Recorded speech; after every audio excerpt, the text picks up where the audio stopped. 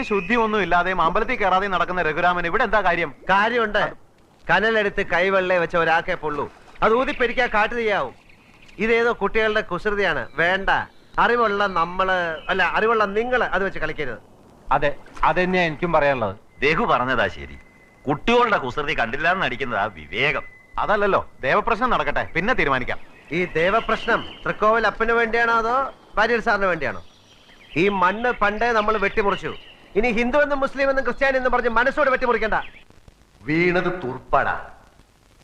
ഇവിടെ എണ്ണത്തിൽ കൂടുതൽ ഹിന്ദുക്കളാണെന്ന് മറക്കരുത്. അവര് നമ്മുടെ പാർട്ടിയുമായി അല്പം ഇടഞ്ഞാ നിൽപ്പ്. അവരുടെ വോട്ട്, അതായത് ഹിന്ദുക്കളുടെ വോട്ട് ഉറപ്പാക്കിയാലേ നമുക്ക് ഇക്കുറി ജയിക്കാൻ ഒക്കൂ.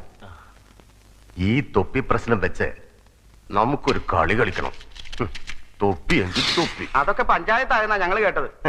എടാ മണ്ട ശിരോമണികളെ, മൂളയുണ്ടെങ്കിൽ ഈ ഒരൊറ്റ തൊപ്പി പ്രശ്നം മതി ഇക്കുറി നമുക്ക് തെരഞ്ഞെടുപ്പിൽ